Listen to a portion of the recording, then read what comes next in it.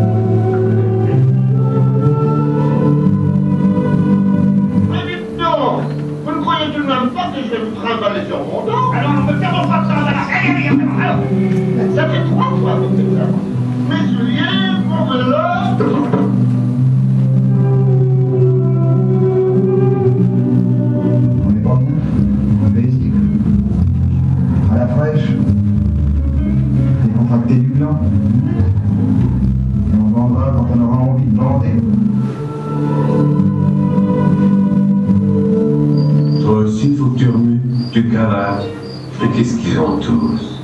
On a le temps, faut prendre son temps. Faut prendre le temps de prendre son temps.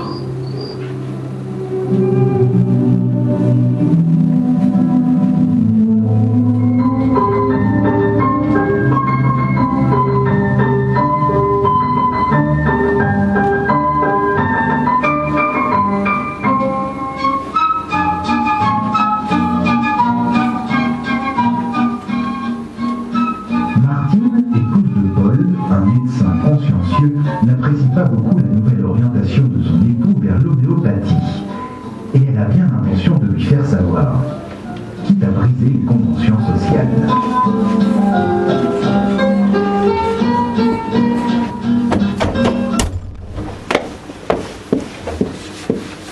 Les clients qui attendent là, ils viennent pour l'homéopathie ou pour l'allopathie?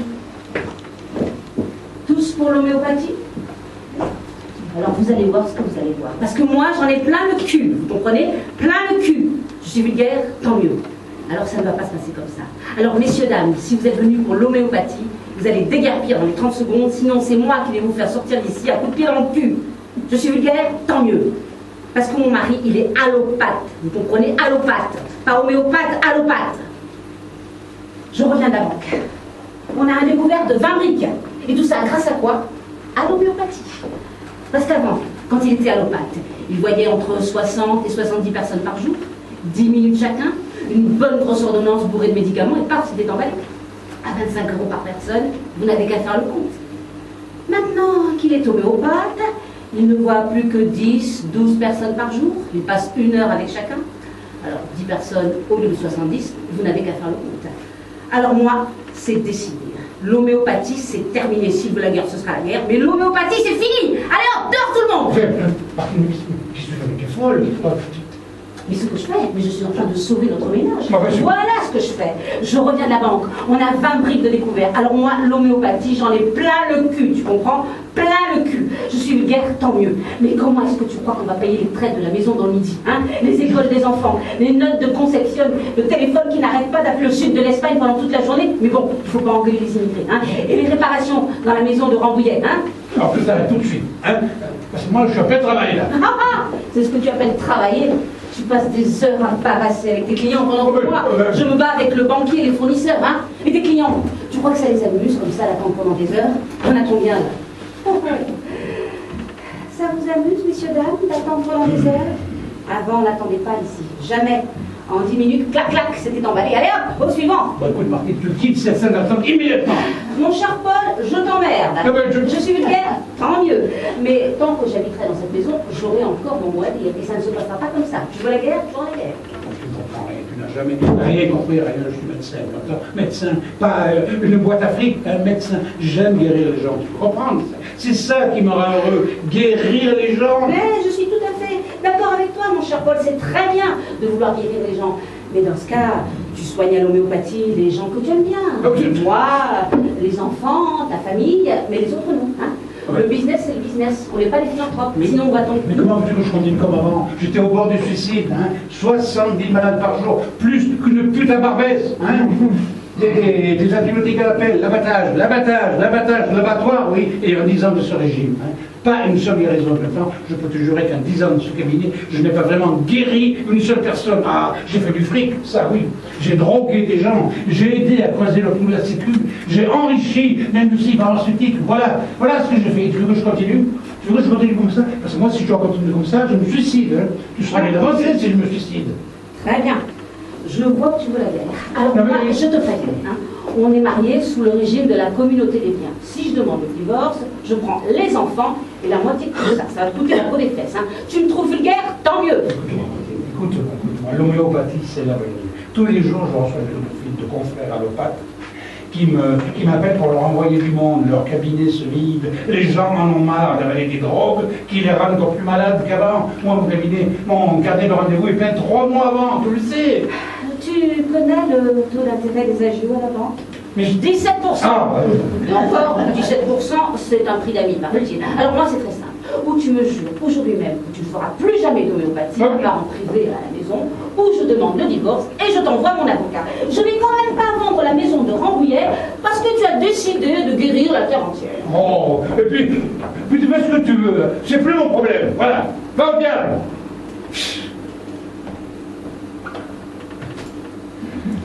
Au suivant. Madame Dubois, c'est à vous.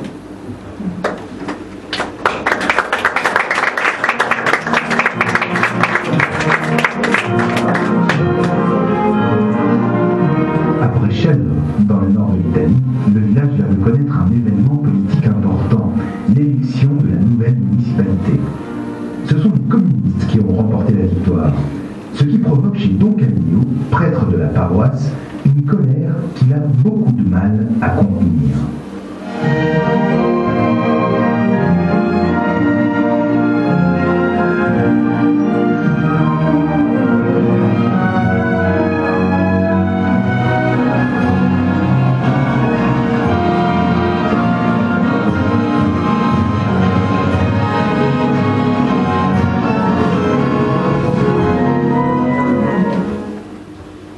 Jésus, vous voyez où nous en sommes?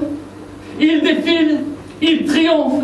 Bientôt, moi je vous le dis, ils vont venir jusqu'ici, dans votre maison, pour vous marcher sur la figure. Et l'autre dimanche, je leur ai dit ce que je pensais d'eux, hein, cher.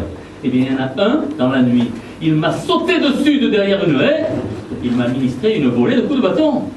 Et tu t'es laissé faire? Tu as raison, Camille. Bienheureux des pacifiques. Ouais, c'est-à-dire que j'avais dans les mains une douzaine d'œufs, vous comprenez, je voulais les préserver, j'ai pas vu qui c'était, il faisait une de ces nuits. Mais si je viens à le savoir... Il faut pardonner à ceux qui nous ont offensés. C'est la règle. Eh oui, avec vous, on ne peut pas raisonner, vous avez toujours raison. Allez, que votre volonté soit faite, nous vous pardonnerons. Mais laissez-moi vous dire, hein, sans critiquer vos méthodes, que moi, à votre place, j'aurais jamais permis à un pépone de devenir maire. Hein. Pensez un peu, pas un de ces nouveaux conseillers ne sait lire ni écrire couramment. Des illettrés pour diriger les affaires de la commune. Ils n'ont pas eu le temps d'aller à l'école, tu le sais bien, Camillo. À peine savent-ils marcher qu'ils travaillent dans les champs. Le pays est dur. Va, Camillo. Ce n'est pas l'orthographe qui compte, c'est ce qu'il y a dans le cœur et dans la tête. Et oui, évidemment. Avec vous, on ne peut pas discuter, alors. Et ils auront beau prendre des cours du soir chez Madame Christine, comme leur a demandé Pépone, c'est pas ça qui les rendra plus intelligents. Hein. Et dire que c'est moi qui leur ai appris la musique. Bon, c'est bien. Tu as bien progressé sur les additions. Ça, les chiffres, ça me plaît. Bon, voyons maintenant la leçon. Tu as bien révisé depuis la semaine dernière. Ah ben, c'est-à-dire, Madame Christine, que cette semaine, en rentrant des champs, je suis allé faire un peu de menuiserie chez Bigot. Ah, tais-toi, je ne veux pas entendre tes excuses de bolchevique, hein? Oui, Madame Christine. Dites, Madame Christine, vous croyez que si je viens là comme ça toutes les semaines chez vous, je pourrais passer mon certificat d'études? Et pourquoi pas? Ben, je ne suis pas trop vieux pour ça. Bon, il n'est jamais trop tard pour marcher sur la bonne route, hein? Oui, mais et comment on fait alors pour s'inscrire? Oui, mais c'est simple, il suffit d'écrire à monsieur l'inspecteur d'académie, hein? Oui, ben alors c'est rappelé. Pourquoi? Parce que moi, les lettres, je ne sais pas les faire, je vous l'ai déjà dit. Mais bougre d'âne, si tu passes le certificat d'études, c'est que tu auras appris à écrire. Oui, madame Bustin. Ah, aïe. Allez, voyons la leçon maintenant. Les pronoms personnels. De quoi? C'est le titre. Tu te souviens? Alors? Alors? Eh bien, récite. Je. Et. Mais non!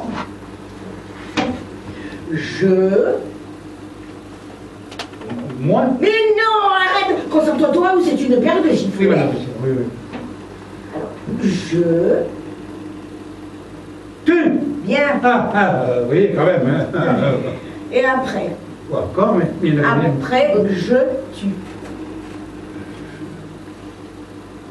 Il? Bien. Quand même, hein. Ouais. Bon, maintenant, voyons le pluriel. Le pluriel? Et oui, quand il y a plusieurs jeux, qu'est-ce que tu dis? Je dis que je mets un S. Mais non, jeu au pluriel, c'est nous. Nous.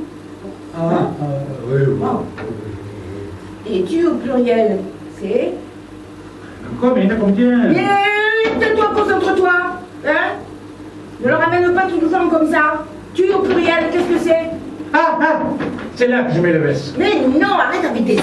Mais t'as rien révisé du tout. Mais j'ai pas eu le temps, je vous jure, madame Christina. Tu au pluriel, c'est vous. Nous, vous. Oui. Nous, vous. Et il au pluriel, c'est... Il au pluriel, c'est... Allez, c'est maintenant. Allez, il au pluriel. Il au pluriel. Oh. Il au pluriel, c'est il avec un S. Mais vous m'avez dit d'arrêter avec les S.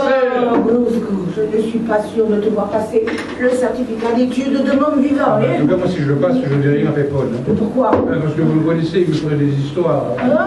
C'est vrai qu'il ne l'a pas, lui, le certificat d'études. Et alors, ça, on peut être communiste et instruit, non? Ça, c'est pas sûr. Madame Christine, elle est un peu bancale à votre table. Oui, mais tu sais, Bruce, ça, c'est comme dans les mariages. Au bout de 50 ans de vie commune, c'est comme les bonhommes. S'il est un peu bancal, on s'habitue. Oui, ça, vous savez, moi, je peux vous l'arranger, parce que les S, je ne sais pas trop me servir, mais les doigts, oui, je vous mets une petite cale, vous voyez, dessous. Puis alors, un coup de pinceau et le tour est joué. Hein. Puis, si vous voulez, même, je vous mets un petit tiroir, là, vous voyez, qui s'ouvre et qui se ferme. Voilà. Vous voyez? Tu es bien brave, beau mais oublie un peu la miserie, hein? Oui. Et révise plutôt tes leçons. Oui, madame Christine.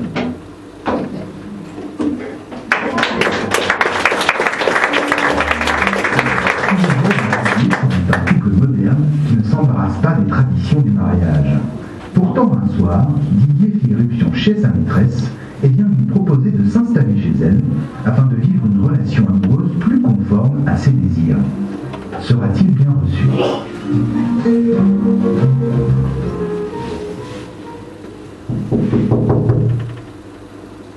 Isa.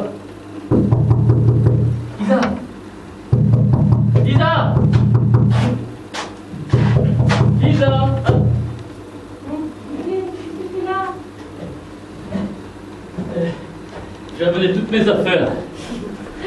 Allez, j'en ai marre de ne pas dormir avec toi tous les soirs, alors voilà. Je m'installe. Tu t'installes où? Chez toi, hein? Didier, 3 h du matin. C'est pas grave, ça. T'as vite te recoucher, je te rejoins. Je rentre tout ça et je déballerai demain. Enfin, qu'est-ce qui te prend? Oh, écoute, j'ai été égoïste. J'aimais trop ma liberté. Je t'ai jamais proposé le mariage ni de vivre avec toi. Mais ce soir, j'ai réfléchi. Hein. Je me suis aperçu que je t'aime vraiment et que je peux pas me passer de toi. Alors voilà, je fais le grand saut. Mais comment ça, le grand saut? Mais quel grand saut? Mais ça va pas la tête? Pourquoi ça va pas la tête? J'ai pas tellement envie que tu viennes t'installer chez moi, moi. Hein. Comment ça, t'as pas envie? Ben non. J'ai pas tellement de place d'abord. Hein. Tu m'aimes plus? Mais si, je t'aime. Je t'aime énormément même. Mais c'est pas pour ça que... Tu veux qu'on se marie? Non. Non, je veux pas qu'on se marie. J'en ai pas du tout envie, pas du tout. Tu comprends? Mais de quoi t'as pas envie? Mais je sais pas, moi. De tout, de rien. Je sais pas, t'as toujours faim quand je fais un régime. passes des heures à te raser, tu nettoies jamais le lavabo. J'ai pas tellement de place pour une grosse machine à laver d'abord. Puis ton copain Stéphane, je le trouve lourd. Je veux pas qu'il vienne chez moi manger mes cacahuètes en regardant le match de foot. Je sais pas, moi, plein de trucs, quoi. Vous n'êtes pas mes amis. Non, Stéphane, je l'aime pas, non. Si tu m'aimais, t'aimerais aussi mes copains. Eh bien, tu vois, Didier, je t'aime, mais Stéphane, je l'ai en travers du gosier. En plus, je viens juste de me faire installer une nouvelle bibliothèque. J'ai enfin réussi à caser toutes mes affaires, alors si en plus il faut caser tes... Oh, est-ce que tu peux être égoïste quand même? Non mais dis donc, tu te crois où là? Comment ça, je me crois? Bah oui, tu viens chez moi m'emmerder à 3h du matin. Ah d'accord. Je viens te demander un mariage, j'appelle ça venir t'emmerder. Écoute, Didier, je ne veux pas vivre avec quelqu'un, tu comprends? Ni avec toi, ni avec personne. Je veux vivre toute seule, tu comprends? Je veux pouvoir péter dans mes draps tranquilles, rentrer à n'importe quelle heure, bouffer sur un coin de table, faire le ménage une fois par an, voir mes copains, dépenser mon fric comme j'en ai envie. Je veux plein de choses, quoi. Ça, chérie, tu pourras toujours très bien le faire. Je vois pas le problème. Ben, le problème, c'est que je ne veux pas voir un mec étalé sur mon canapé qui me demande en baillant qu'est-ce qu'il y a à bouffer ce soir. Je ne veux pas qu'on me dise tiens, toi tu repasses si bien les chemises. Je ne veux pas acheter la nouvelle BMW qui est si fabuleuse qu'on paiera les traites ensemble. Je ne veux pas. Je ne veux pas que ta mère me téléphone pour savoir si je t'ai donné les cachets contre la grippe. Je ne veux pas. Je ne veux pas voir tes chaussettes sales dans mon panier à linge. Je ne veux pas. Je ne veux pas avoir à nettoyer la cuisine pendant 3 heures le jour où tu auras décidé de faire une paella pour tes collègues de bureau. Je ne veux pas. Je ne veux pas. Je ne veux pas te demander si tu es d'accord pour regarder le film plutôt que le sport à la télévision. Je ne veux pas. Je ne veux pas. Je ne veux pas. Je ne veux pas. Ta vie, c'est ta vie. Et ma vie, c'est ma vie.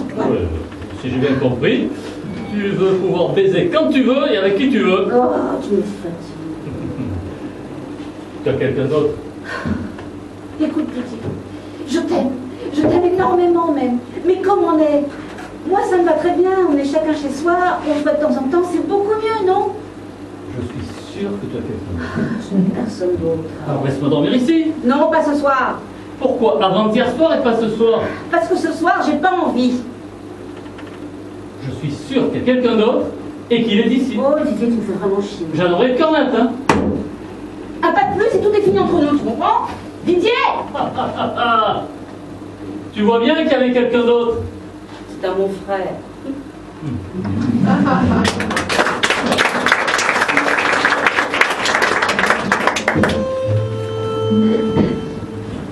César Soubéran, mieux connu au village sous le surnom de Papet, est en grande conversation avec Delphine, une vieille aveugle revenue au village des Bastides après la mort de son mari. Les deux vieux évoquent leurs souvenirs de jeunesse quand Delphine fait au Papet une terrible révélation qui va bouleverser le vieil homme.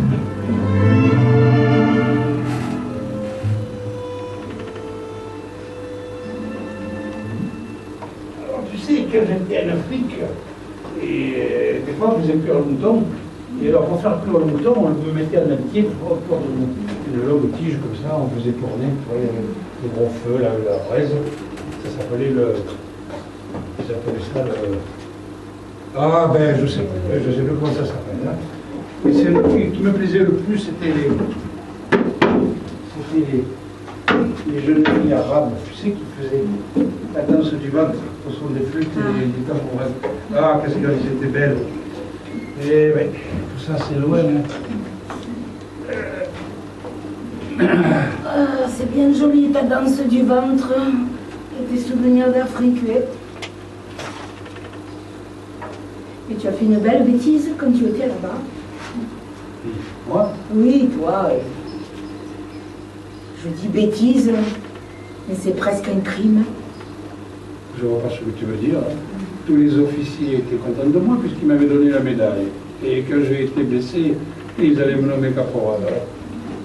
Ça, c'est autre chose. Moi, je pense à une lettre que tu as reçue. Une qui aurait bien mérité une réponse et toi, tu n'as pas répondu. Une lettre de qui? Bon, je comprends que tu ne veuilles pas me le dire parce que tu crois que je ne le sais pas. Mais non, pas du tout. Mais non, pas du tout. Une lettre de qui? Hein? Excuse-moi de t'avoir fait penser à quelque chose qui te déplaît. Mais je pense à rien parce que j'ai jamais reçu de lettre quand j'étais en Afrique. Et qui est-ce qui m'aurait écrit? Écoute, Delphine, nous sommes devant l'église et je vois la croix là-haut, sur le clocher. Mais devant cette croix, je te jure que j'ai jamais reçu de lettre. Sauf de mon père. Alors ça, c'est vrai, c'est un désastre. Mais pourquoi? Crois-moi que tu me fais pas encore des hypocrisies, hein? Encore une fois, je te jure. Qui est-ce qui m'avait écrit? Florette. Florette Cameron? Tu sais bien qu'il n'y en avait pas deux. Hein? Tu es sûr qu'elle m'avait écrit? C'est moi qui ai donné la lettre au facteur. Delphine, je te jure que cette lettre, je ne l'ai jamais reçue. Parce qu'une lettre d'elle, je ne l'aurais pas oubliée. Si tu veux savoir la vérité que je n'ai jamais dite à personne, j'ai encore 2 mots crayon, à moitié effacés, et une épingle noire de ses cheveux. Mais que je suis revenu. Elle n'était plus au village, elle était mariée à ce forgeron de Crespin, et même, elle a eu un enfant. Est-ce possible que cette lettre se soit perdue? Oh, mais tu sais, là-bas, on changeait tout le temps de pays, c'était dans le bled, dans la montagne. Tiens, des fois, on ne savait même pas le manger, hein, ni même les cartouches. Alors, c'est pas étonnant que des lettres se soient perdues. Mais celle-là, il l'avait reçue. Personne ne voit. Ça, c'est terrible. Tu crois qu'elle m'aimait? Oh, imbécile. Elle n'a jamais voulu me le dire. Même après ce qui s'était passé le soir, après le bal, dans la grange d'Anglade. On est désert, on se moquait de moi. C'était son caractère. Cette lettre, elle te disait qu'elle était enceinte. Quoi? Et oui, tu étais partie peut-être depuis 3 semaines. Alors elle te disait que si tu écrivais à son père pour lui demander de l'épouser, elle t'attendrait. Parce qu'on aurait pu montrer la lettre à tout le village et personne ne se serait moqué d'elle. Et la fille, tu es sûr? Elle ne dormait plus, la pauvre. Alors, elle a essayé de faire passer le petit avec les tisanes du diable. Dans les collines, elle sautait du haut des rochers. Et il était bien accroché. Alors, elle t'a détesté. Puis, elle est allée danser à Aubagne et elle a trouvé ce grand bel homme, ce forgeron de Crespin, et elle l'a pris pour pouvoir quitter le village. Personne n'a su quand l'enfant est né.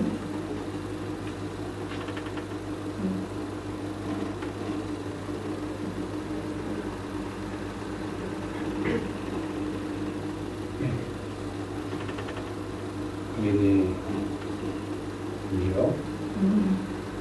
Vivant. Mais bossu.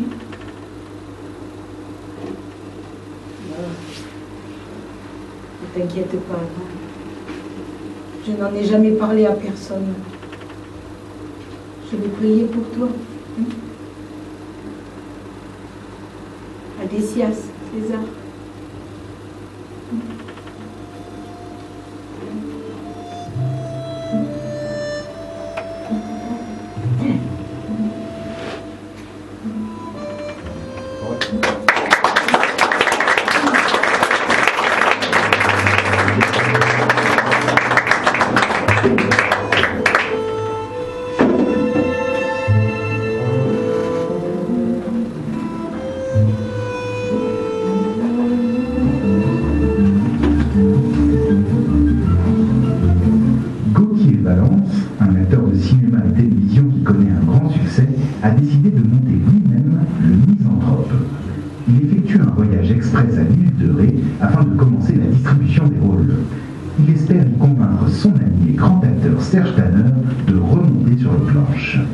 la partie n'est pas gagnée. Et puis Paulette, on était tous amoureux, on se sentait pousser les ailes. À bicyclette.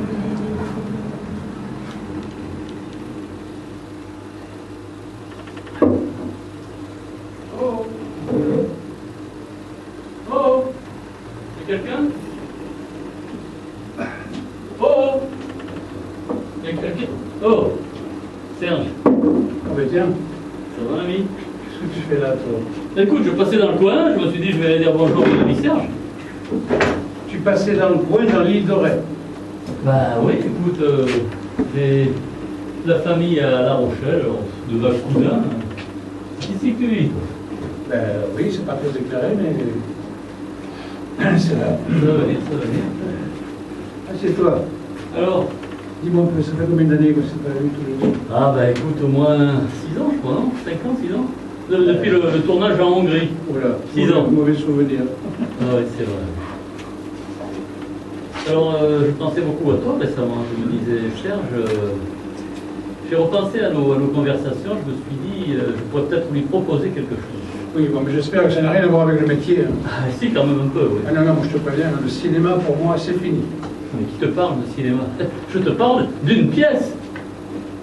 Pièce. Oui, si je te proposais une pièce. Et quelle pièce? Ah. Le misanthrope. Tu vas mettre en scène le misanthrope? Oui. Ah, je commence la distribution dans une semaine. Le misanthrope. Ouais. Rien que ça. C'est bien. Ta première pièce, tu attaques le misanthrope. C'est ma pièce fétiche. J'ai toujours rêvé de la jouer. Et tu viens me proposer le rôle d'Alceste.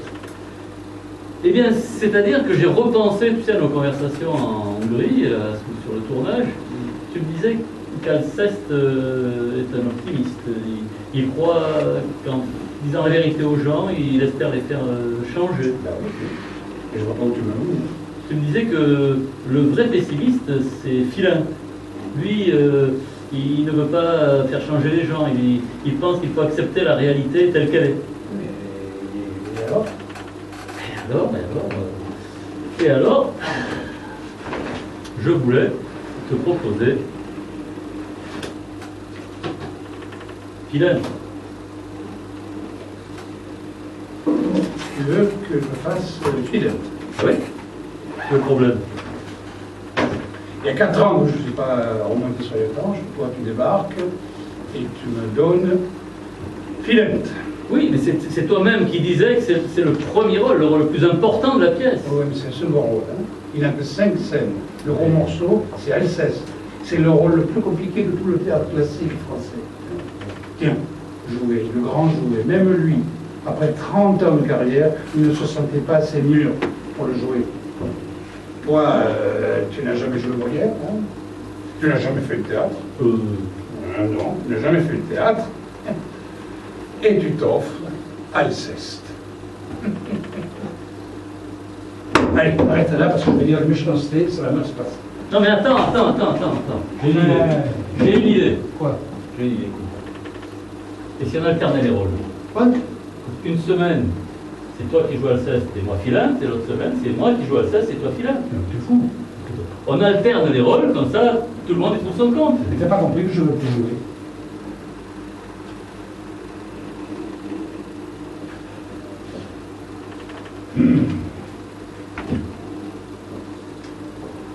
Qu'est-ce donc? Allez-vous. Quoi, qu'est-ce que j'ai? Qu'est-ce donc? Allez-vous. Dites-moi au moins quelle bizarrerie. Laissez-moi vous dire que je pourrais vous cacher dans un entendu gens, au moins sans se fâcher. Moi, je veux me fâcher et ne veux point entendre.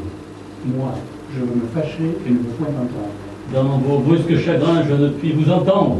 Et quoi qu'ami, enfin, je suis tout des premiers. Dans vos brusques chagrins, je ne puis vous comprendre. Dans vos brusques chagrins, je ne puis vous comprendre. Et quoi qu'ami, enfin, je suis tout des premiers. Moi, votre ami, rayez cela de vos papiers.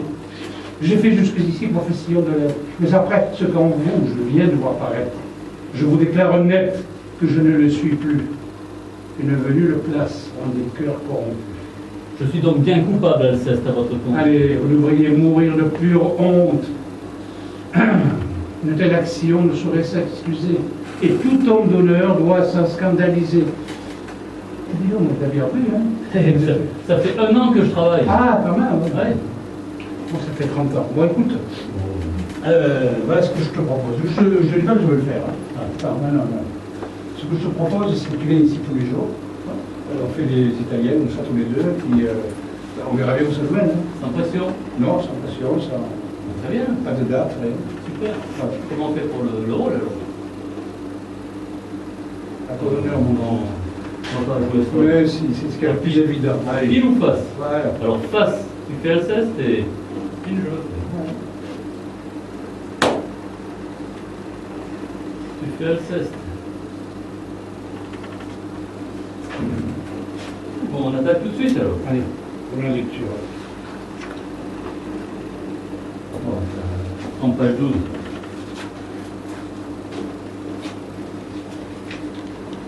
Puis, Non. qu'est-ce donc qu'avez-vous? Laissez-moi, je vous prie. Vous encore dites-moi, quel bizarre. Laissez-moi là, vous dis-je, courez vous cacher. Mais on entend les gens au moins sans se faire. Moi, je veux me fâcher, ne me pouvez entendre. Attends, on ne va pas recommencer là, c'est pas vrai. Ah, je vais pas le revoir. Vas-y, on reprend. Un minimum de décor.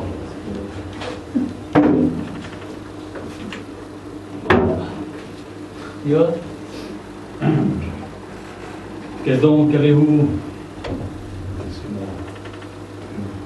Mais encore, dites-moi, quelle bizarrerie! Laissez-moi là, vous dis-je, courez vous cacher. Mais on entend les gens au moins sans se fâcher. Moi, je veux me fâcher. Ne me pouvez entendre. Brusque chagrin. Excusez-moi, c'est moi qui suis Pas dit que ce soit difficile. C'est ça le théâtre, hein, Mais c'est oui. la répétition. Mais oui. Allez. Qu'est-ce donc? Qu'avez-vous? Ah, laissez-moi, je vous prie. Mais encore, dites-moi. Laissez-moi vous dire, je cours vous cacher. Mais on entend les gens au moins sans Moi, se je fâcher. veux me fâcher. Il vous pouvez entendre. Brusque chagrin, je ne puis vous comprendre. Et quoi qu'ami, enfin, je suis tout des premiers. Moi, votre ami, ayez cela de vos papiers. J'ai fait jusqu'ici profession de lettres. Mais après ce qu'en vous, je vais devoir paraître, je vous déclare net que je ne le suis plus et ne venu le place en des cœurs corrompus. Je suis donc bien coupable, Alceste, à votre compte? Allez, oui. Non. Il faut pas que je le crie. Je suis donc bien coupable, Alceste, à votre compte? Allez. Ah, zut. Je suis donc bien coupable, Alceste, à votre compte? Allez. Vous devriez mourir de pure honte. Une telle action ne saurait s'excuser. Et tout homme d'honneur s'en doit scandaliser. Je vous vois accorder un homme de caresse et témoigner pour lui des dernières tendresses, de protestations, d'offres et de serments. Vous chargez la fureur de vos emprassements. Et quand je vous demande après quel est cet homme, à peine pouvez-vous dire comme il se nomme. Votre chaleur pour lui est... Ah non, c'est pas possible. Mais c'était très bien. Mais non, c'est épouvantable. Je te dis que c'était très Non, bien. non. On peut insister. Non, Allez, reprends un petit peu plus loin. Tu sais la Mais non. tirade et quel avantage a-t-on? c'est pas possible. Allez, reprends. Quel avantage a-t-on? Quel avantage a-t-on qu'un homme vous caresse, vous jure amitié, foi, zèle, estime, tendresse, et vous fasse de vous un éloge éclatant lorsqu'au premier fracas, il court en faire autant? Non, non, il y a point d'âme un peu bien située qui veuille une estime ainsi prostituée. Et la plus glorieuse a des régals peu chers dès qu'on voit qu'on nous mêle avec tout l'univers. Sur quelques préférences, une estime se fonde. C'est n'estimer rien, estimer tout le monde. Voilà, qu'est-ce que t'en penses? Mais c'est ça. Mais tu as tout à fait le personnage. Oui. C'est ça, mais écoute, c'est de la colère contenue. C'est Oui, ça. ben, c'est ceux de quoi il faut tendre. Oui, voilà, c'est ça, la colère. La colère contenue. Oui, c'est ça. En tout cas, tu vois qu'on a bien eu raison de. En tout cas, c'est très bien ce que tu fais de fidèle. Bah si, parce que tu n'as plus pas raison de faire un bon parler. Non, non, garde-le. Moi, ça donne envie de continuer. Allez, viens. On continue. J'observe, comme vous, 100 choses tous les jours qui pourraient mieux aller pendant notre cours. Mais quoi qu'à chaque pas je puisse voir paraître, en courroux comme vous, on ne me voit point être. Je prends tout doucement les hommes comme ils sont. J'accoutume leur âme à souffrir ce qu'ils font. Et je crois qu'à la cour, de même qu'à la ville, mon flegme est philosophe autant que votre bile. Mais ce flegme, monsieur, qui raisonnait si bien, ce flegme, pourra-t-il ne s'échauffer de rien? Et s'il faut par hasard que l'ami vous trahisse ou que pour avoir vos biens, on dresse un artifice... Oh, excuse-moi. Oui, mon chéri. Oui, bien sûr, bien sûr. Je ne peux pas te parler là, parce que je répète avec Serge, j'imagine, toi, oui. Bien sûr que je pense à toi, oui. Je t'embrasse, oui, je t'embrasse. Partout, oui. Ah oui, là aussi. Bon, écoute, je te rappellerai ce soir, parce que là, je ne peux pas trop. À tout à l'heure. Excuse-moi, Serge. Le portable. Mais ce flegme, monsieur, qui raisonnait si bien, ce flegme pourra-t-il ne s'échauffer de rien? Et s'il faut par hasard que l'ami vous trahisse, que pour avoir vos biens, on dresse un artifice, ou qu'on tâche à semer de méchants bruits de vous, verrez-vous tout cela sans vous mettre en courroux? Oh, excuse-moi. Oui. Oui. Ah, c'est adorable, Charlotte. Merci. Merci de me rappeler. Comment je fais alors pour les clés? Oh ben, la femme de ménage, d'accord, ben, dites-lui que j'emménage demain matin. Très bien. Merci encore. À très bientôt, Charlotte. Au revoir. Voilà. Chez moi, vraiment. Tu peux reprendre, je crois.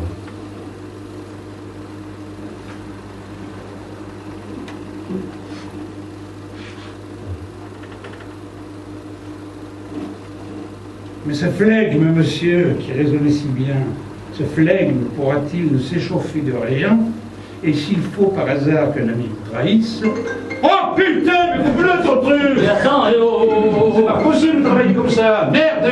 Moi j'ai coupé le mien, alors coupe le tien! T'as rien coupé du tout, t'as juste pas de portable, toi. Qu'est-ce fois qu'ils sont votre truc là? Ça fait pas 15 fois, c'était juste 3 fois. Ouais, tu parles. Toi, le portable, maintenant, je le coupe. Hein, voilà, je le mets dans ma veste. C'est terminé. Je sais pas comment vous travaillez à Paris, mais alors c'est épouvantable. Hein? C'est fini, le portable. C'est ahurissant. Là, je sais où j'en suis maintenant. Allez, t'as qu'à... Mais non, mais voilà. T'as qu'à reprendre à ce flegme. Oui, c'est ça, le flegme. Oui. Mais ce flegme, monsieur, qui raisonnait si bien, ce flegme pourra-t-il ne se choper de rien? Et s'il faut par hasard qu'un ami vous trahisse, que pour avoir vos biens, on dresse un artifice, ou qu'on tâche à sommer de méchants bruits de vous, verrez-vous tout cela sans me mettre pour vous? Oh, attends, mais qu'est-ce que tu fais là? Quoi? Si tu vas jouer comme ça, tu vas jouer si vite? Comment ça c'est vite? Alceste, mais c'est triple sur la table. Et toi, tu joues ça à toute allure. Ah, tu voudrais que je fasse un peu comme à la Comédie Française dans les années 50? Mais ce flegme, monsieur, qui raisonnait si bien, ce flegme pourra-t-il ne s'échauffer de rien? Comme ça, tous les jours? Évidemment. C'est un peu salé, non? Comme ça n'a aucun sens. Mais alors? C'est un peu facile, non? Ouais. Bah, c'est exactement comme ça que tu me demandes de jouer. C'est incroyable. Ouais. Tu ne supportes pas qu'on te fasse la moindre remarque de jeu. Mais tu peux faire toutes les remarques que tu veux, pour qu'elles soient sensées. Oh.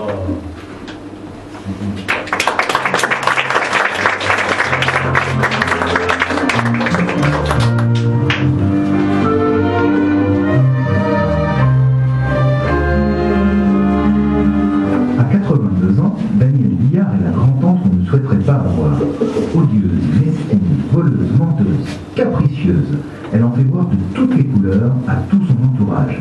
Mais qui saura donc maîtriser l'insupportable vieille dame? Peut-être Sandrine, la jeune fille embauchée pour garder Daddy Daniel pendant les vacances de ses neveux en Grèce.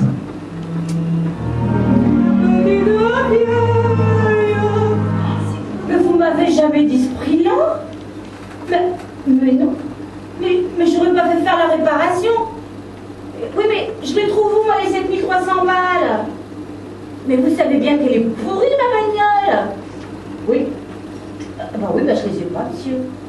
Oui, mais vous êtes un escroc, monsieur. Non, je vous insulte pas, mais vous savez bien qu'à la dernière visite... Oui, je trouve que ça va comme ça. Oui, c'est bon comme ça. Qu'est-ce que vous voulez, vous? Que j'ai soif. Et alors, vous savez pas ouvrir un robinet? Pourquoi vous criez? Je me suis fait avoir par un garagiste malhonnête.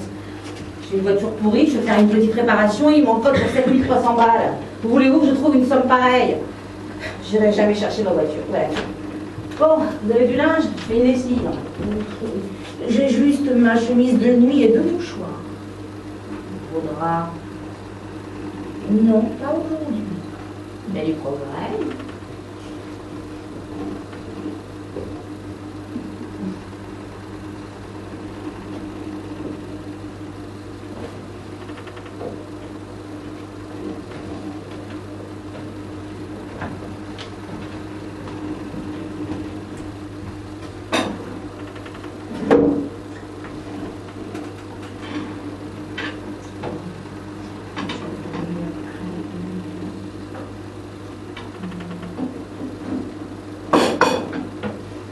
Je peux vous la payer, moi, la réparation? Vous n'y pensez pas. On a pour 7300 francs. J'ai ma retraite. Quelle retraite? Vous n'avez jamais travaillé de votre vie. Si, ma retraite de veuve de colonel. Et vos neveux, qu'est-ce que vous leur direz? Les neveux, j'ai rien à leur dire, je fais ce que je veux de ma retraite.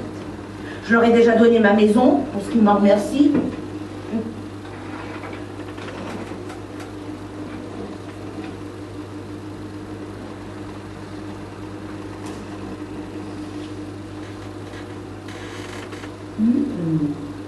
À l'ordre du garage Gasso Frères. Gasso avec 2 S? Oui.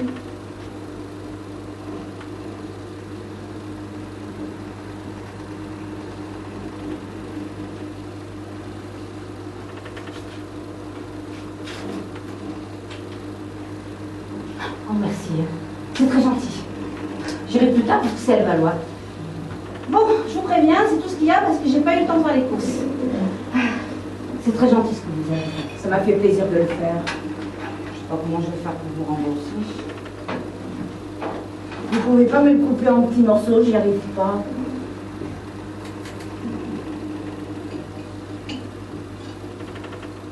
C'est pas la peine de me rembourser. Je vous les ai donnés, on n'en parle plus. C'est de l'argent, j'ai le compte à rendre à personne. C'est la première fois qu'on me fait un cadeau, hein. J'en reviens pas. J'ai été un peu fort l'autre jour, avec la gifle. Mais enfin, vous l'avez bien cherché, hein? Oui, vous avez été un peu fort. Et ne recommencez plus. Bon, j'embrasse pas parce que j'ai horreur de ça, mais le cœur y est. Moi aussi, j'ai horreur de ça. Ça te dirait de faire une petite balade en voiture? Oui, ça me changerait les idées. Au fait, ça te dérange pas si je te tutoie? Non, ça me dérange pas.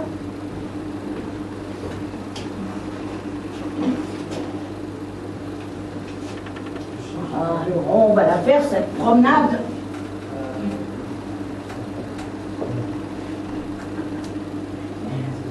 Elle est triste, mais ça va passer. Hein. On va aller faire un petit tour à Paris dans notre voiture.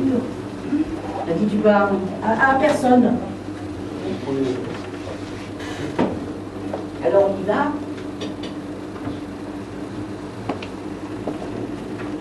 Ça marche pas. Mais non, il y a quelque chose qui te coince. On dirait que ça vient du déclencheur. Tellement violent, pareil. Mais je l'aime bien. Je savais pas que t'aimais la photo. Non, mais si, j'adore ça. Je te montrerai mes photos si tu veux. Où sont-elles? J'ai ma copine Nicole. J'habitais chez elle avant. C'est sûr qu'on fait des portraits. Maintenant, j'aimerais bien faire des paysages. Enfin, pour ça, il faudrait que je puisse voyager. On verra quand j'aurai mis un peu d'argent de côté.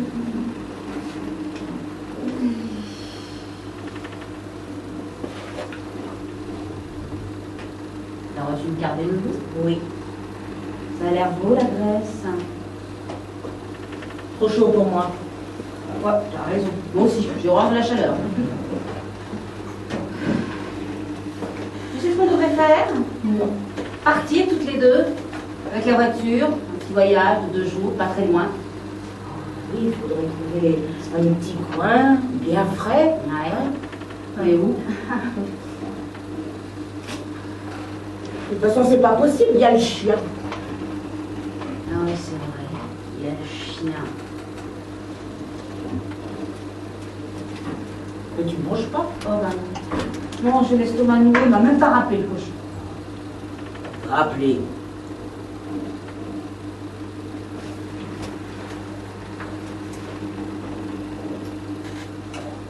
C'est pour toi. Mais tu es complètement folle. Mais tu gardes tes bijoux. Je te dis que c'est pour toi. Mais arrête, tu sais très bien que ça va faire du pétard avec tes neveux. Prends-la, ça me fait plaisir.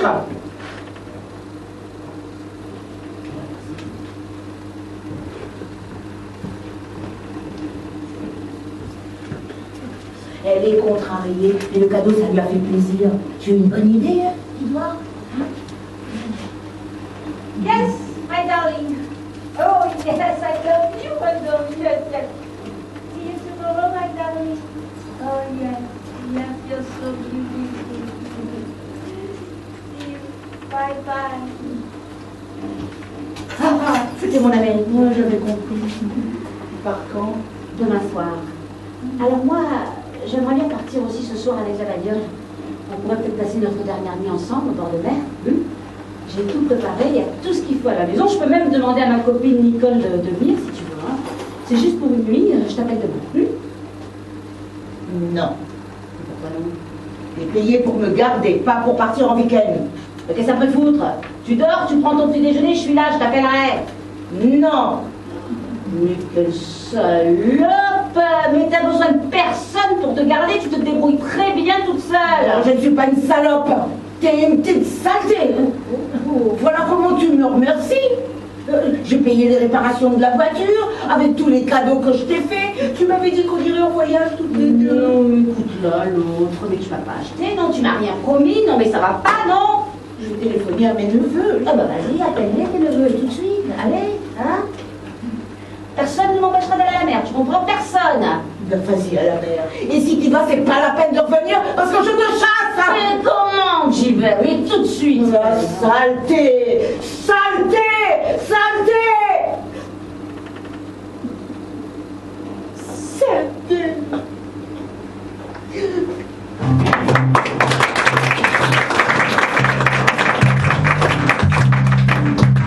Jojo braconnier, doux et timide agriculteur, est marié à Lulu, poivrotte et méchante propriétaire du paradis, petite ferme reculée de la campagne. Lulu n'épargne aucune vilainie à Jojo, allant sous l'empire de l'alcool jusqu'à lui brûler son album de timbre. C'est l'infamie de trop pour celui-ci, qui décide alors d'éliminer sa femme, non sans consulter d'abord un célèbre avocat réputé dans l'acquittement d'assassins, afin de s'éviter la peine de mort. Jojo prétend avoir déjà commis le crime et se fait guider par l'avocat afin de se préparer une défense idéale.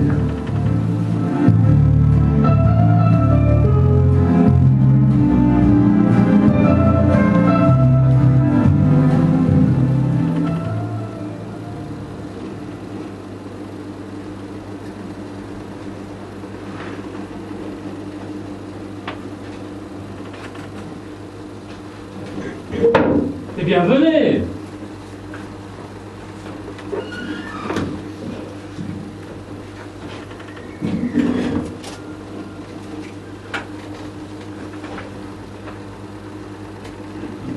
Et ne restez pas plantés là, venez vous asseoir.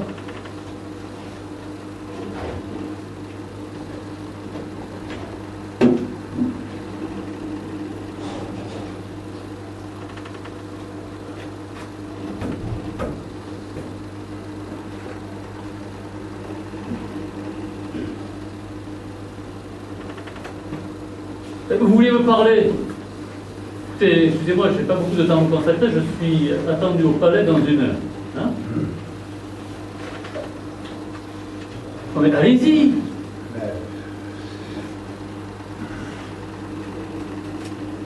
Bon voilà, j'ai tué ma femme Ah bon? Quand ça? hier soir au dîner. Hier soir. Et vous êtes libre? C'est-à-dire que personne ne le sait, à part vous. Je ne suis pas allé le cueillir sous les toits. Là. Et avec quoi l'avez-vous tué? Vous devez bien savoir avec quoi vous l'avez tué. Henri, c'est affreux. Quoi? Avec un couteau? Hein oui, avec un couteau. Bien, bien, bien. Vous l'auriez empoisonné, je vous écouterai même plus parce qu'il y avait préméditation. Ah, c'était mieux avec un couteau. Alors. Oui, c'est ce que je me suis dit tout de suite. Vous avez dit ça avant ou après avoir tué? Voilà. Que c'était mieux avec un couteau? C'est vous qui l'avez dit. C'est bon? Mais l'idée du couteau, c'est vous qui l'avez eu. Mais c'est absurde. Ah bon? Alors j'aurais mieux fait de la tuer autrement. Ah non, j'ai pas dit ça. Puis ce qui est fait est fait. Donc, J'ai bien fait de les prendre comme ça. oui, je vous ai dit que oui. Ah, ben, vous me rassurez parce que vous savez tout ça, vous avez l'habitude, hein, moi, c'est la première fois que je tue, alors je voulais être sûr de ne pas avoir fait une gaffe. Faire une gaffe. Ah vous appelez ça faire une gaffe? Bon, alors revenons au couteau. C'était un couteau comment? De quel genre? Un couteau à pain, un couteau de cuisine? Oui, oui, oui. Un couteau, oui. Un couteau à pain, un couteau de cuisine? Un couteau à pain, oui. À pain. Ouais. Donc à pain avec des dents. Ah, mais vraiment des toutes petites dents. Pas... Et vous l'avez frappé à quel endroit? La cuisine. Non, je veux dire dans quelle partie du corps? Ah, c'est important ça. Ah, écoutez, Je ne me souviens plus. Hein. si vous l'avez frappé dans le dos, vous êtes fichu. Hein. Dans le dos, ah, mais je ne peux pas le frapper dans le dos, elle était en face de moi. Donc dans la poitrine, dans le ventre. Oui, entre les deux.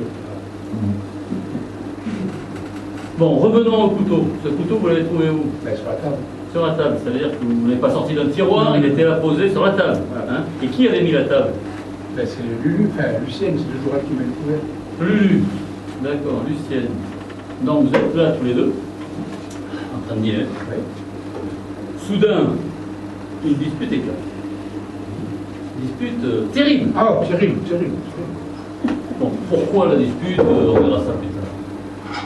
En tout cas, elle a tort. Oui. Et comme elle sait très bien qu'elle a tort, elle vous insulte. Vous perdez patience, normal. Hein. Elle est comme une bête en furie. Vous êtes là, le couteau à la main pour couper du pain, pardon. Ah, pardon. C'est alors que, poussée par sa colère malfaisante et par... Elle du beurre, papa? Oh là. Beaucoup? Oh, plus que ça. Il y a des témoins? Pour le village, je vous le dirai, elle était sous les matins au soir. Tiens, je les tiens les jurés, c'est clair comme de l'eau de baptême, elle est saoule. Elle titube. Elle veut vous frapper. Et poussée par une malencontreuse fatalité, sans que vous l'ayez voulu, Hein? sans même que vous ayez pu imaginer une seule seconde, ah, elle vient s'embrocher elle-même sur le couteau à pain. Ah, dites donc. C'est à peu près comme ça. C'est comme si j'y étais.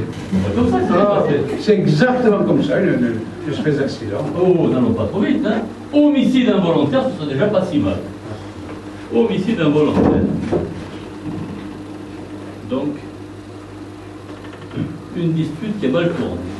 Alors, à propos de quoi cette dispute? Oh, ben ça, elle me cherchait tout le temps des noises, alors. Non, mais essayez de vous souvenir, elle a bien dû vous faire quelque chose de précis pour que vous en veniez au main. Ah, ben ça, elle m'en a fait. Hein. Elle a percé des trous dans mes seaux à lait, elle a crevé mes pneus, elle a pissé dans la soupe. Oh. Ah, oui, elle a mis ma collection de timbres dans le feu, et puis je pourrais dire d'autres. Hein. Dites, on est là pour ça. Elle n'aurait pas essayé, par hasard, hein, de vous empoisonner. Ah, allez savoir. Pas impossible, hein. Elle est capable de tout, alors. Bon, commençons par le début. Nom, prénom, adresse et profession. José, Victor, braconnier. Vous vous tenez vraiment à cette profession? Ah non, braconnier, c'est mon nom. Ah, Oui. Ma profession, c'est éleveur cultivateur. d'accord. Adresse. Au paradis. Comment? C'est le nom de la ferme. Ah, d'accord. Votre date de naissance?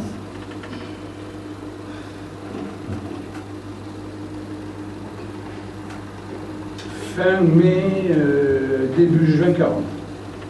Vous ne connaissez pas votre date de naissance? Non, elle n'a jamais su. Non, elle n'a jamais su parce que j'ai été retrouvé bébé pendant la guerre, vous voyez, au bord d'un fossé. Il paraît que je braillais à côté d'une femme morte. C'était votre mère? Non. Si, c'était votre mère. Non. C'est une image qui va frapper les jurés. Si. Et qui vous a recueilli? Ben, l'assistance. Un enfant de l'assistance publique de maison. Et alors? Et alors, à 10 ans, on m'a passé chez les Pécou, à la ferme, au paradis. Quoi. Voilà. On vous faisait travailler dur, on vous battait. Ah non. Si, on vous battait. Non. Et bien des soirs, épuisé de fatigue, Vous vous endormiez sur une botte de paille dans la grange, sans dîner. Si. Vous couchiez sur la paille et vous souffriez de la faim. Hein? C'est vrai que quand j'étais plus jeune, j'étais plus mince. Ah, une enfance malheureuse. Oh, combien? Et après? Alors après, j'ai repris du poids parce que comme Non, la guerre... après, je veux dire, après, qu'est-ce qui s'est passé? Ah, après, elle est toujours pareil, sauf que la mère Pécou est morte. Donc, je me suis retrouvé avec le père Pécou et sa fille, Lulu, Lucienne. Ouais. C'est lui, ma femme. Soutien de famille, bravo. Et vous l'avez épousé quand, votre Lulu?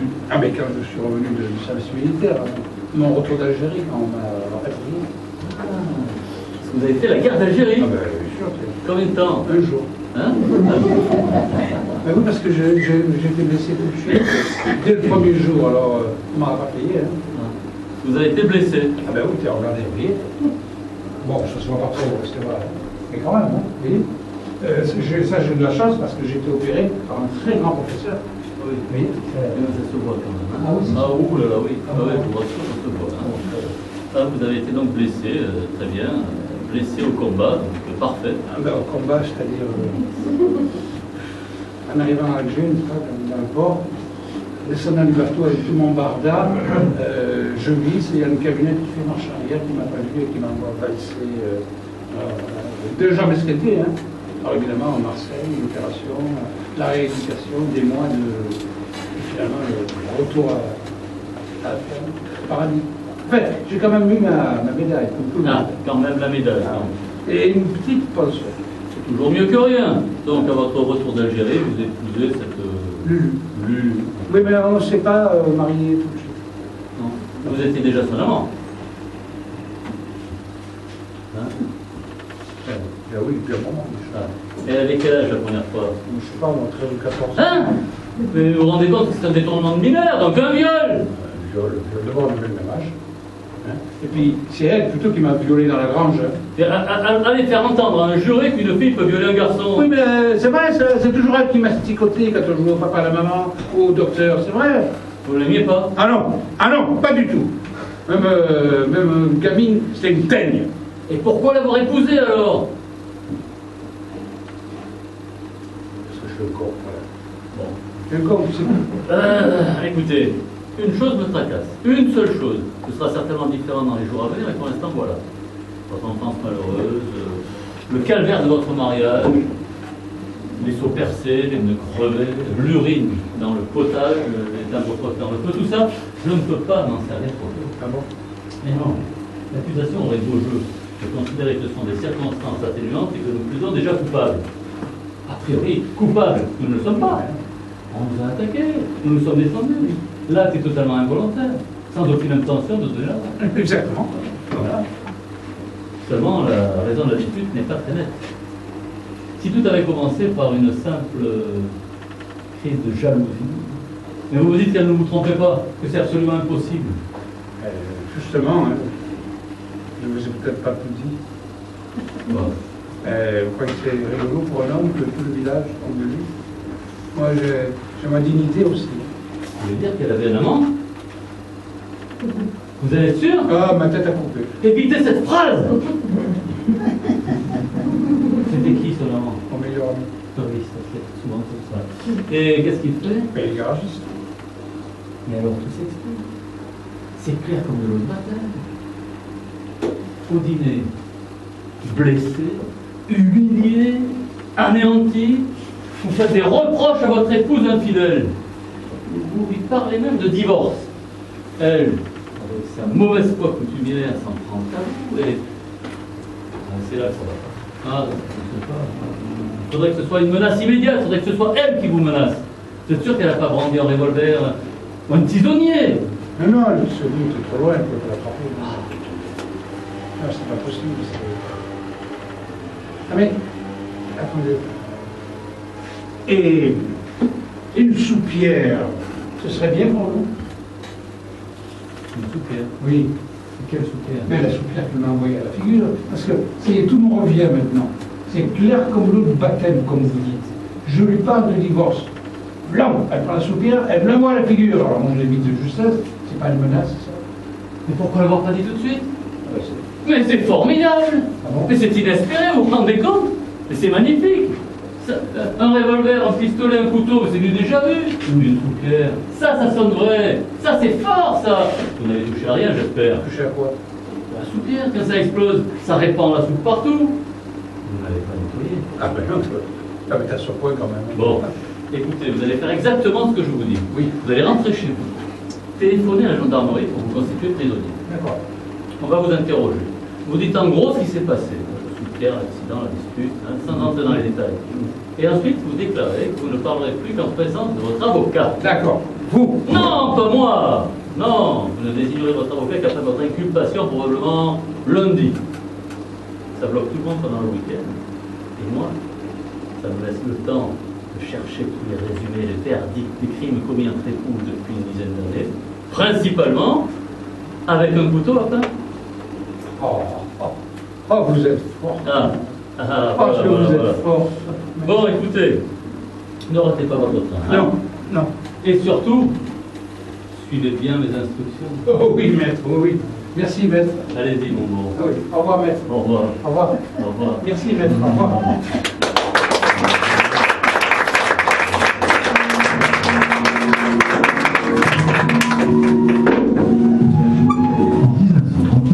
Patricia, la fille du puisatier Pascal Amoretti, se retrouve enceinte de Jacques Mazel, un jeune aviateur fils de bonne famille.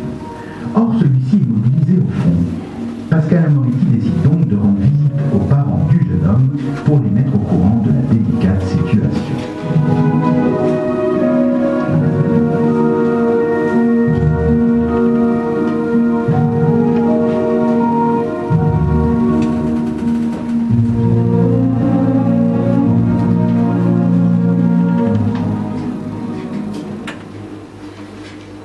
Alors, on mange ou on ne mange pas?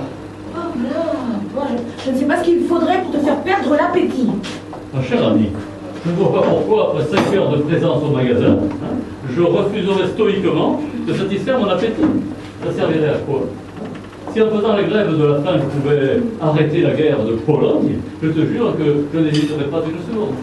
Mais je sais par malheur qu'un jeûne prolongé de ma part ne servirait à rien. Qu'à faire tomber la peau de mon ventre sur mes genoux, ce qui serait disgracieux. Et comme j'aime mon fils autant que toi, je vais manger comme d'habitude, afin de lui conserver la couleur. Allez, à table. Mélanie! Mélanie! Monsieur, il y a Pascal le puisatier qui est là. Il faut parler à monsieur et à madame. À propos de quoi? Il dit que c'est très sérieux. Je pense qu'il s'agit simplement de venir nous demander la charité. Non, madame. Pas la charité. Je n'ai jamais demandé la charité de ma vie. C'est pas aujourd'hui que je vais commencer. Calme-toi, mon ami. Je le connais, c'est un bon travailleur. Il lui faut une pioche neuve tous les 6 mois. On n'use pas autant de pioches quand on vit de la charité. Merci, monsieur Mazel. Merci beaucoup. Je suis venu vous parler de ma fille Patricia. Je ne crois pas beaucoup me tromper en supposant qu'il s'agit d'un chantage. Oh, il ne faut pas se hâter de juger, Marie. Je connais Pascal, c'est un honnête homme. Merci, monsieur Mazel. On dit de ma fille qu'elle est très jolie, mais il ne faut pas oublier qu'elle a 18 ans et 4 mois et que c'est le bel âge pour les filles. Hein. Non, moi je sais ce qu'elle a. On ne dirait pas qu'elle est la fille du puisatier, mais ça, mon Dieu, ce n'est pas un crime. Et d'ailleurs, à la maison, nous le disons toujours, sa sœur et moi, Patricia, c'est une princesse. Eh bien, c'est entendu. Et nous vous félicitons d'être le père d'une princesse. Et ensuite? Eh bien, moi, j'ai une fille qui est une princesse, et vous avez un fils. Et d'après ce qu'on m'a dit, c'est un prince. Il est au front, je crois. Ce que fait mon fils ne vous regarde pas. Ça ne me regarde pas. Mais ce qu'il a fait à ma fille, ça me regarde. Ah, nous y voilà. Eh bien, écoutez-moi, brave homme. Je ne tiens pas du tout à savoir ce qui s'est passé entre votre fille et mon fils. Je ne tiens pas du tout à prolonger cette conversation. Il ne l'a pas battu. Non. Il ne l'a pas terrorisé ni menacé de revolver. Non, non. Tout ce qui lui arrive, c'est de sa faute. Et voilà déjà dit. Bonheur, voilà une honnête fille. Je veux dire, une fille qui dit les choses comme elles sont. Oh, mais ça, elle n'a jamais menti. C'est parce qu'elle a reçu une très bonne éducation, vous savez. Elle a été élevée par les bonnes sœurs à Paris. qui est beaucoup plus grand que ça. Je crains bien que les bonnes sœurs aient perdu leur temps, car enfin, si je comprends bien, elle prétend avoir été la maîtresse de mon fils. Henri, il ne faut pas employer des mots blessants. Ah, pardon, excuse-moi, il ne faut pas choquer la pudeur de cette jeune fille. Mais enfin, je suis bien obligée d'appeler les choses par leur nom, car elle prétend avoir été la maîtresse de Jacques, ce qui prouve que les bonnes sœurs n'ont rien changé à sa moralité. Eh bien, sachez, brave homme, que si je devais recevoir ici toutes les filles qui ont eu des bontés comme mon fils, la maison ne serait pas assez grande. Alors, n'en parlons plus et retirez-vous. Oui, parce que cette conversation est un peu ridicule. Remarque bien, ce qu'ont pu faire ces jeunes gens, je n'en sais rien, je ne peux pas le savoir. Après moi, ça ne doit pas être bien criminel. Mais ce qui ne serait pas très joli, Pascal, ce qui serait même très laid, ce serait d'essayer d'en tirer profit. D'ailleurs, je ne t'en crois pas capable. Aussi, ce que tu as de mieux à faire, c'est de t'en aller. Hein, de rentrer chez toi et de surveiller tes filles d'un peu plus près. Tu ne veux pas qu'elles se laissent compter de fleurettes. Hein? Monsieur Mazel, je crois que vous ne l'avez pas bien compris. Fleurette, c'est le printemps. Ça n'a pas beaucoup d'importance. Ensuite vient l'été. Et puis l'automne. Et sous les feuilles, on trouve des fruits. Vous me comprenez? Et nous y voilà, voilà le chantage. André, met cet homme à la porte tout de suite ou j'appelle les gendarmes. Les gendarmes? Parce que votre fils a fait un enfant à ma fille, vous appelez les gendarmes? Hein? Et qu'est-ce que vous croyez qu'ils vont faire, les gendarmes? La faire accoucher de suite? Calme-toi, Henri, nous ne risquons absolument rien. Que cet homme est probablement de bonne foi, hein, qu'il essaie de tirer parti de la situation, c'est certain. Mais il ne faut pas faire de scandale avant de s'être expliqué bien clairement. Oh, pardon, quand un garçon est beau et qu'il a de l'argent, il faudrait qu'il baisse les yeux devant une jeune fille pauvre. Sans ça, rien qu'en la regardant, il lui fait des jumeaux. Hein? Les femmes parlent beaucoup, elles réfléchissent après. Vous, l'homme, qu'est-ce que vous allez dire? Elle a connu mon fils quand? Un matin, dans la campagne, il pêchait. Je ne l'avais jamais revu avant. Non, Elle l'a revu quand? le lendemain. D'ailleurs, c'était le jour de la fête de l'aviation. D'ailleurs, il a invité chez lui. Ici, allons donc. Non, je dis chez lui. Elle est folle, chez lui ou ça? Il a une garçonnière. Mais tu vois bien qu'elle ment. Mais non, elle ne ment pas, évidemment. Il a une garçonnière. L'officier de 26 ans, ce n'est plus un enfant de mari. Il a une garçonnière et tu le savais? Tu l'as peut-être aidé à l'installer? Pourquoi? Pour qu'il reçoive chez lui tous les Marie Couchois-là et les Joséphine à la renverse? Ah ben je peux être fière maintenant, voilà le résultat de toute cette turpitude, tu le vois, le chantage. Mais qui est-ce qui chante? Hein? On parle, on s'explique. Et qui vous dit que cet enfant est de mon fils? Parce qu'il ne peut pas être de quelqu'un d'autre. Ça c'est ce qu'il reste à démontrer. Quoi? Oui, si mon fils, s'il y avait eu entre eux des liens solides, si mon fils m'en avait parlé depuis un an ou depuis quelques mois, s'il y avait eu entre eux, je ne sais pas moi, des rendez-vous nombreux, des lettres par exemple. Des lettres. Est-ce qu'elle a des lettres? Non. Non, elle n'a pas d'enfant. Ah, un enfant, ce n'est pas signé comme une lettre. Enfin, si j'avais la certitude que cet enfant fût de mon fils, je vous aiderais volontiers. Je vous donnerais même une certaine somme d'argent. De l'argent, mais tu n'y penses pas. Si tu leur donnes seulement 100 francs, la chanson va durer 20 ans, un an. Mais qui demande de l'argent? Qui? Personne ne me demande. D'ailleurs, je ne donnerai pas un sou. Parce que cette histoire me paraît suspecte.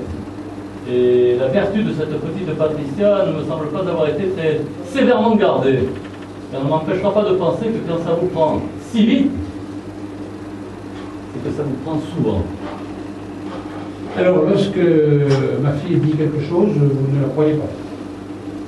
Et vous, brave homme, vous la croyez? Bien sûr que je la crois. Parce qu'elle n'a jamais menti. Jamais. Jamais. Alors quand elle est revenue de la fête de l'aviation, elle vous a dit gentiment, mon petit papa, j'ai passé l'après-midi dans une garçonnière et au clair de lune, je me suis roulée dans l'herbe tendre avec un aviateur. Elle vous l'a dit? Mais non, bien sûr, une fille ne dit pas ça à son père, voyons. Donc elle vous a menti? Oui. Une fois. Parce qu'elle avait honte. Hein. Et si vous la connaissiez? Oh, mais je la connais. Et maintenant, je la connais aussi bien que vous. C'est une charmante sainte nitouche qui voit un garçon 2 fois en 2 jours et qui ne lui refuse rien. C'est tout ce que je sais, mais c'est très suffisant. Et comme elle a plus de 18 ans, elle a certainement rencontré d'autres garçons dans sa vie. Et le jour où elle a un ennui, ben c'est forcément le plus riche qui en est l'auteur. Eh bien non, et non. Mon fils ne paiera pas pour les autres, non. Et vous? Qu'est-ce que vous en dites? Je dis, Pascal, que tu connais beaucoup mieux les pioches que les filles. Je pensais, toi, qu'elle était capable de faire ce qu'elle a fait. Ah non, pas le mariage, ça non. Donc, tu ne la connaissais pas du tout. Les filles, Pascal. Les hommes, et surtout leur père, ça n'y comprend jamais rien.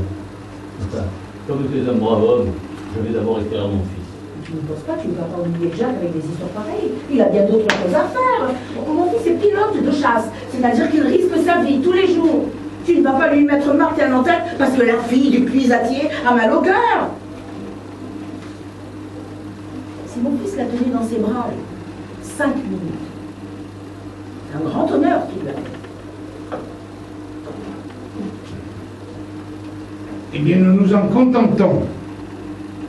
Mais avant de partir, monsieur Mazel, il faut que je m'explique un peu avec vous. Votre femme a l'air de croire que je suis venu pour voler le tiroir de la caisse. Elle se trompe beaucoup. Moi, si je vous ai fait cette visite, c'est pour vous expliquer ce qui se passe. Un soir, dans le malheur de ma fille, je découvre un enfant. Pour moi, c'est comme si j'avais découvert un porte-monnaie. Quand on est honnête, on se dit tout de suite à qui il est ce porte-monnaie. Alors moi, je dis à Patricia, à qui il est cet enfant? Elle me dit, il est à Jacques Mazel. Alors moi, j'ai pensé, il faut prévenir son père. Et moi, je pensais que vous m'auriez dit, mon fils va demander une permission pour se marier. Et moi, je n'aurais pas refusé la permission à Patricia. Et un jour, cet enfant serait né, et nous aurions tiré le feu d'artifice. Voilà ce que je pensais. J'étais bête. Hein. Je ne vous connaissais pas. Maintenant, je comprends. Je comprends qu'il faut se méfier des gens qui vendent des outils qui ne s'en servent jamais. Vous avez refusé la fille et l'enfant, vous n'avez pas eu raison.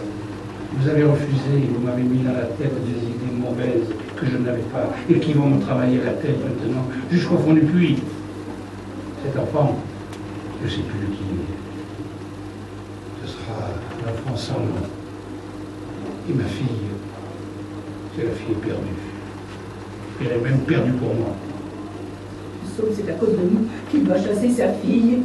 Autre forme de chantage. Celle-là, elle parle tout le temps de chanter. Moi, je sais que je n'ai pas envie. C'est évident que demain, ils vont raconter ça à tout le monde. Hein. Oh non, madame. Ce ne sont pas des choses à raconter. Moi, je ne dirai rien. Mais vous non plus. Ne dites rien non plus. L'histoire est bien triste pour nous. Mais pour vous, elle est bien vilaine. Bon appétit, ces dames.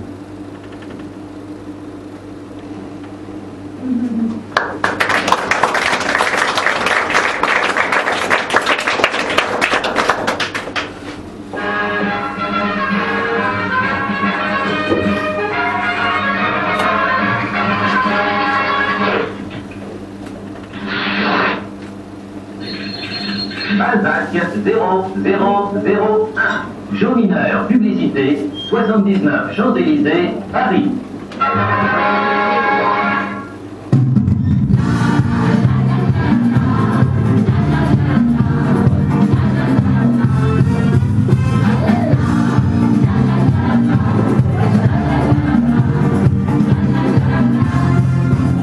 Un jour de la Martinique, nique tout pays, une fille sympathique, nique Vince, avec le charme et la grâce, une tasse de là-bas, elle se fit une petite place comme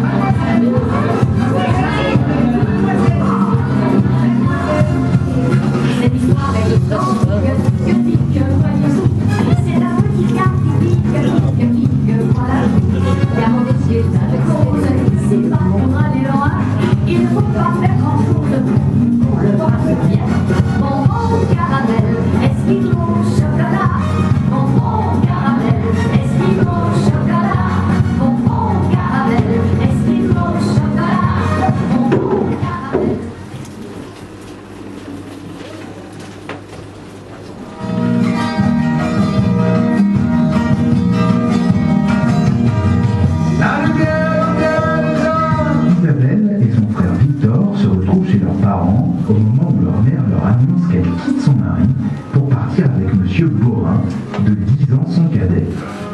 L'ambiance tendue n'empêche pas la mère de trouver des arguments convaincants et inattendus pour justifier son départ.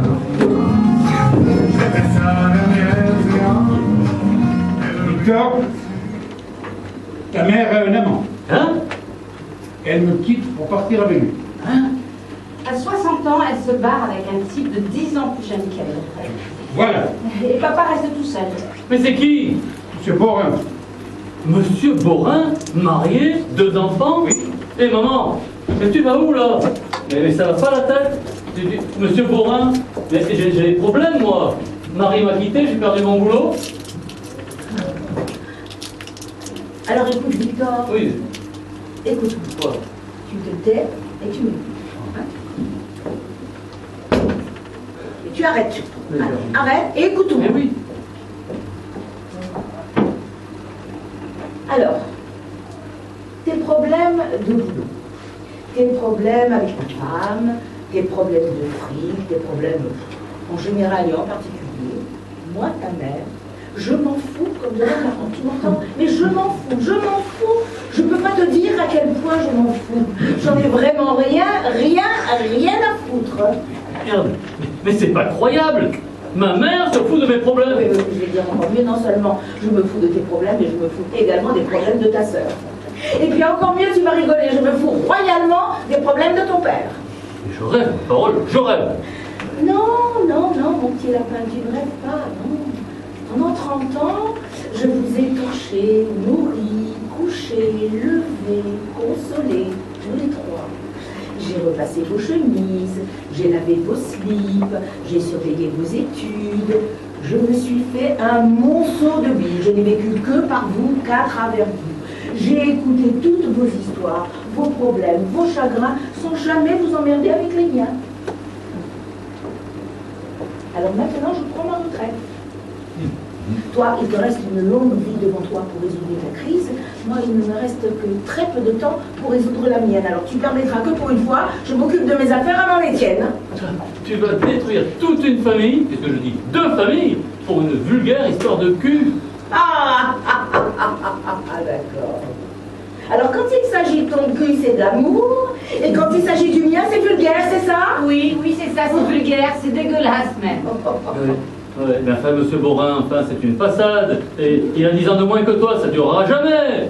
Ça durera ce que ça durera, mon petit chéri, ça m'est bien égal. Même si ça devait durer qu'1 heure, je referais tout pareil. De toute façon, j'ai jamais vu que le temps fasse tellement de bien aux histoires d'amour.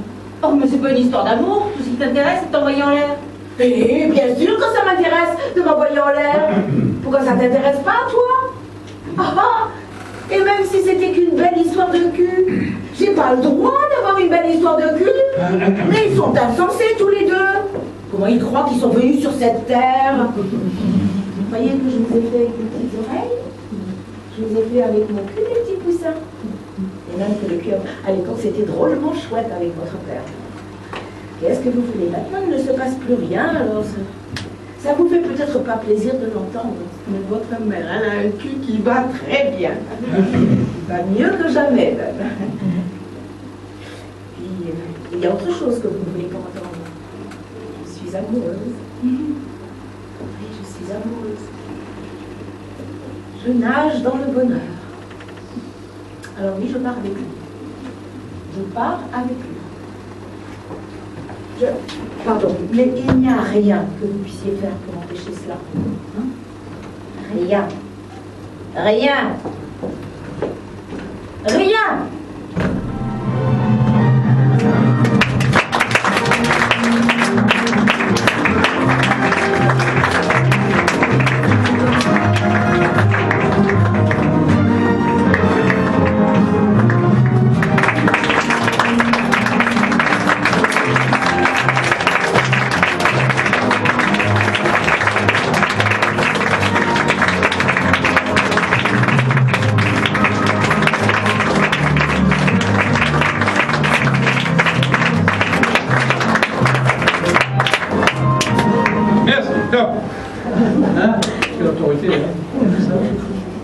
Cathy Lopez.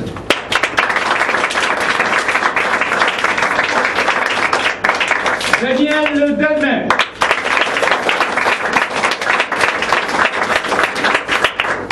Dominique Ozer.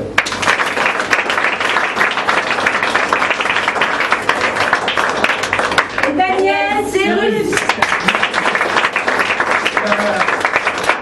La régie était assurée par Greg. Bravo Greg, merci.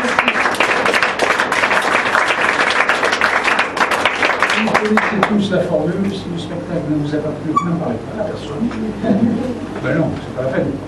À qui irez-vous le dire? À vos ennemis? Ça m'étonne du monde. Bon, si vous a plu, ben, dites-en 2 mots autour de vous. Il nous reste une séance le mercredi, le 2 à 21h30. Voilà. En tout cas, merci d'avoir été avec nous. C'est très gentil et... Alors, est-ce que vous avez repéré les films dont sont tirées ces scènes? Pas tous. Alors, Le chat. Le Paradis. Oui, crime au paradis. Crime au paradis. Inceste à bicyclette. Manon des sources. Manon des sources. Jean Camillo. Inceste en bicyclette. Ah non, c'est Jean de Floret. Jean de Floret, Manon des sources. Ah ouais. Inceste en bicyclette. Et le dernier. Oui.